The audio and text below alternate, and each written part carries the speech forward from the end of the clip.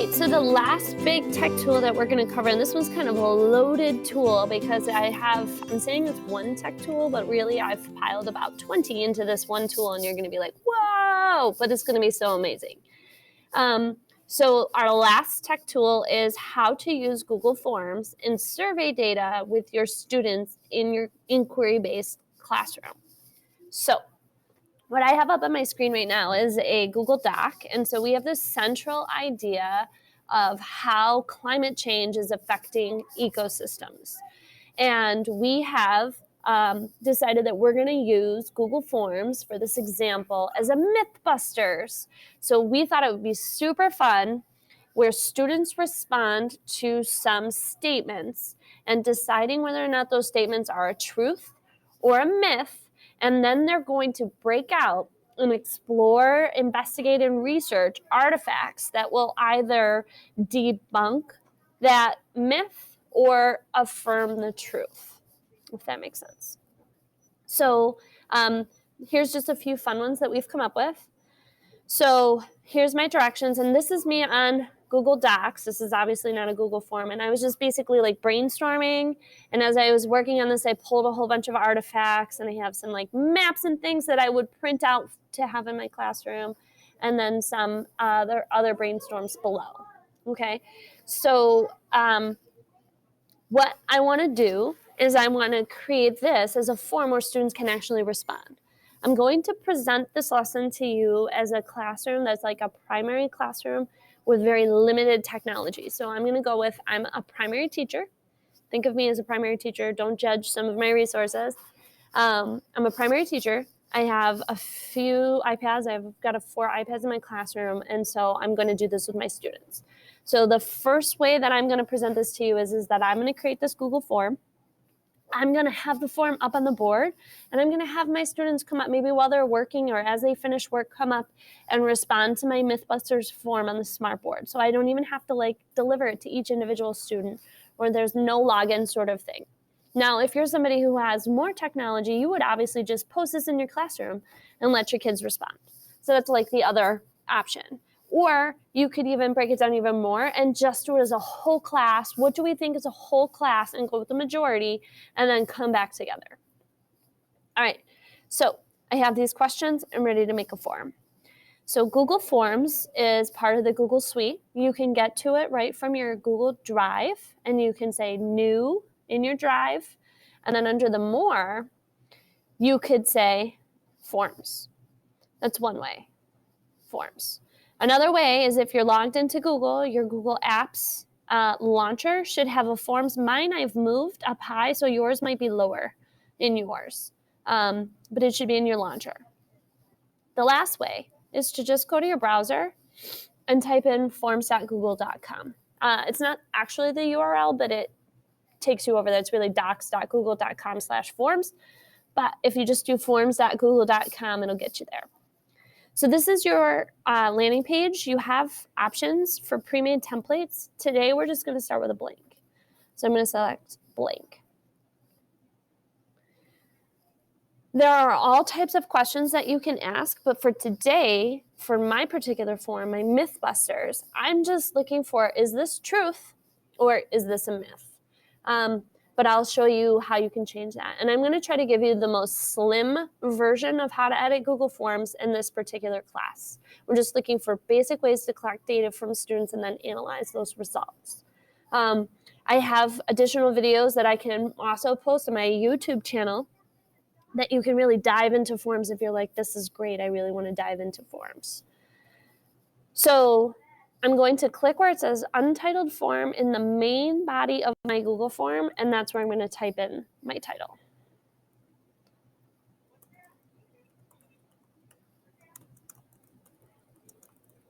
Okay. If I click on the Untitled Form in the upper left-hand corner of my form, it'll automatically change now to whatever you put in the main title of your form. That's a Google Forms hack. I have a form description here. Now, again, you don't have to like pre-type up in Google Docs like I did, but now that I have this all pre-typed up, I can just copy and paste over into my Google form. If this is something you already have in paper, you could just copy and paste from that or retype it up. So for each one of my questions, so I just click where it says untitled question, and I can then type, or if you have done what I have done, or you have questions somewhere else, you can copy and paste your text from somewhere else into your Google form. Now, the default format for questions is multiple choice. They have a variety of options. You could have students have to type in an answer. You could do paragraph responses. You could do checkboxes. You could do a drop down. They even let you have students upload artifacts to it. Super awesome. For us today, and for what you're going to need to do for this task, minimum is just a multiple choice. So I'm going to do this as truth. And now if I hit enter, or if I click where it says add option, I can do my second option. So over here, I have this like little floating toolbar, and in the toolbar, I can add more questions. I can have a big title and a description in the middle of my form, like a section. I can add an image. I can have a video, watch this video, answer this question. And then I can have multiple pages in my form. Super awesome options. So I could use this add question button and then retype all of this, but I love this duplicate option. I need 5 of these, or 6, however many I have in my doc. I need just to swap out the question. So I'm going to use this right here, the 2 pieces of paper, and duplicate this. It's already ready to just paste over the top of that. And so I'm just going to come here and grab my next statement and bring it in here, and I don't even have to click because it's highlighted, and just paste. And so I'm just using shortcuts, Control V, Control C, Control V to do this. So I come back here, I'm highlighting, copy, and then paste. So I just need to do this a few times, duplicate. This is what I love about this. I am making an activity right now. You guys are watching me do this. This is probably total for the form, going to be about 3 minutes for me to make an activity to do where I'm going to be able to gather data from students. It can be as easy as you want it to be to make a form for kids. And we have some ideas for you on our site as well. So here we go. I got my questions. I'm ready to do this. How cool is that? I can change my theme. So I just have this bland purple theme. So if you click on the little palette in the upper right-hand corner, you can choose a different color, or they have these fun pictures. My favorite section is illustrations.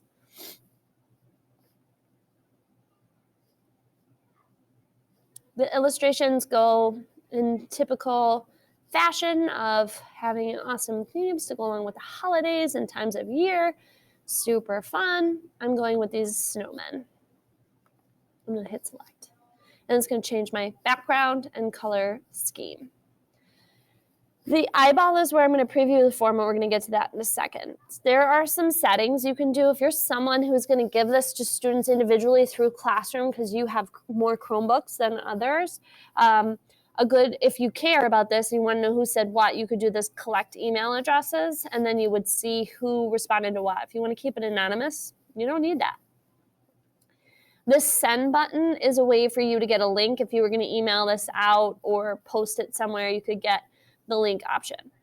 We don't need that, and if you're posting this to Google Classroom, you won't need that either because you can actually just attach it right from Google Drive. It's a Google Drive product, and so by default, it's already saved in your drive the second you clicked new form. So great. So now I'm ready. So again, in my classroom, I'm going to have this up on the board. So I'm going to click on the preview eyeball, and it's going to bring it up, and I'm just going to have my students come up to the board as they're done or as they come into class and read through these. Maybe I gave them ahead of time. I gave them, what they were ahead of time. We previewed them and they could think about it. And then they can come up to the board, still loading, and just want to give it a second to load, and they can enter their responses. So I'm just going to go through and I'm going to say, yep, that's true. That is absolutely not true. There's no way sharks are freezing in the ocean. I believe this is true. It sounds pretty factual. I don't know about this Dr. Kosoric doing that. And yeah, we'll say sure.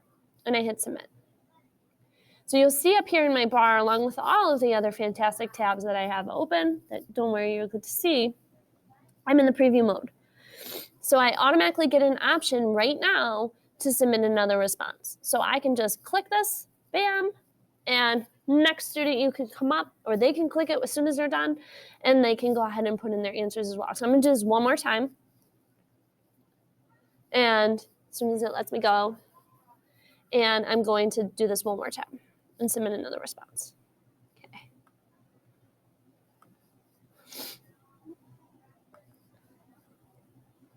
Okay, and I'm gonna hit submit.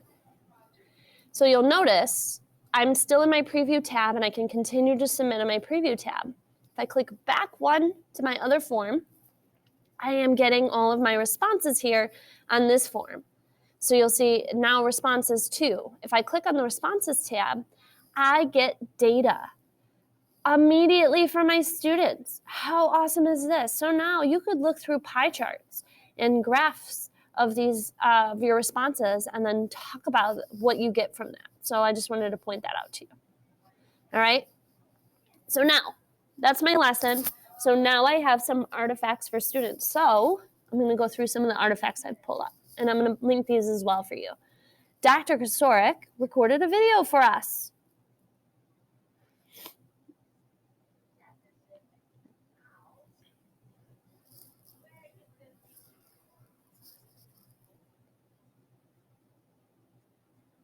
So Angela and I asked Dr. Kocourek to record a video for us. We thought it'd be really fun for the kids to have that question in there and something to listen to and investigate. So we have this video. I'll post it for you. I found this article on sharks.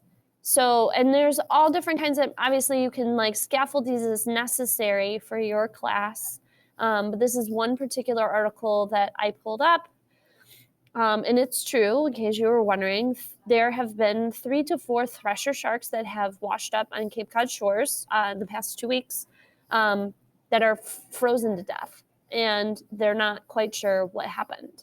So that's pretty creepy and really scary, and so this is an article for students. So, I mean, obviously some of this is pretty graphic, so you can, of course, take parts of this out and just recreate a new artifact for your students, or put pictures or lighter readings for them to be able to go through. But basically, they believe that their gills became frozen in the cold ocean temperatures off Cape Cod. Another tool that I think we often overlook, so I've pulled up 2 resources on this, is Twitter. I know many of us are using Twitter to post about awesome things that we're doing in our classroom, but there are also news and other resources on Twitter from national parks, U.S. Fire news in California. There's all different kinds of places and people and things that you can follow on Twitter and get resources like this to have in your classroom as well. So you could even create a faux Twitter feed for kids. The nice thing about Twitter is that the tweets are short. They're usually not too crazy complicated and wordy. They can sometimes include pictures like this. And so you could take these tweets that you find from resources and curate a stream for kids to read through them, or pull it up on an iPad in your classroom. Obviously, you want to make sure what you're filtering so that it's appropriate, but that's a really great resource. So I pulled these tweets that I thought were just really cool. So these would be around in my room. If you don't use it, you should use Newsela. Newsela is amazing. It's free. You can log in with your Google account. And Newsela allows you to change the Lexile level of your articles based on your learners. The lowest it goes, I think, is grade 3. So you'd have to kind of break it down a little bit more if you needed to.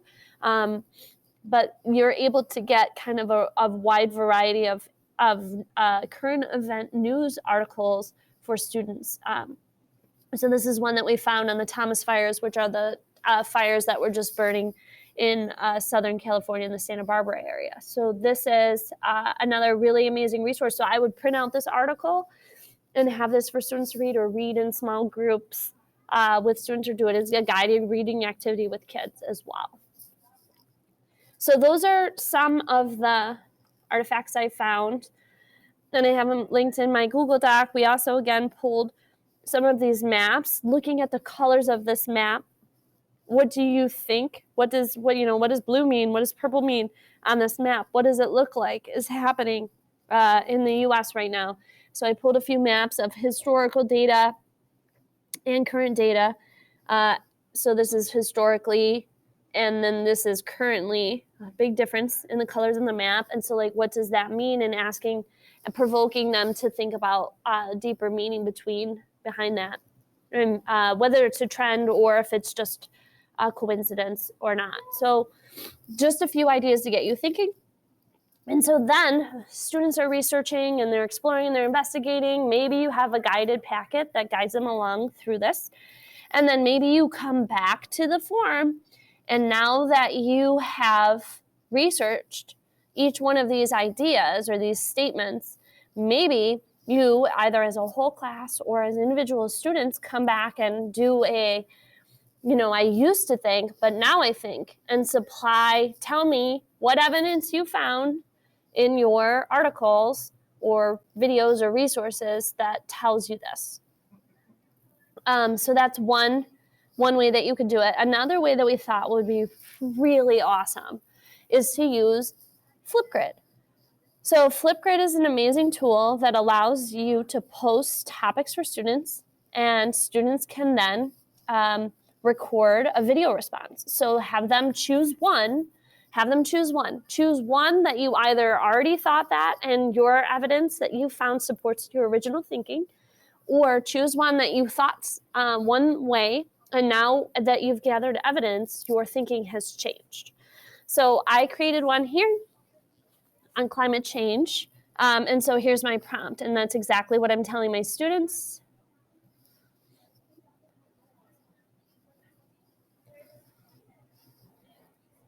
So those are the directions. And then what students would do is they're going to come in here and they would click on the plus sign, and you could do this on the smartboard computer one at a time. Again, they could come up, you could pull it up on your iPads just like this, and they can post their response, because at the end of their video, they can either put in initials, you could have them just put in initials. I mean, their faces, so you don't need to put their whole name. Or they could do first initial, last name, and type it in, and then you'd see their responses here. And now you've kind of tapped into all of these skills. So they would click on the green plus sign. It opens up a video like this, and they would say, they'd start to address that. So they'd hit the record button. It's right here. It's so awesome.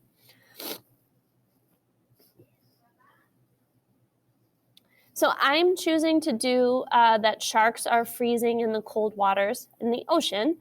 I thought it was a truth.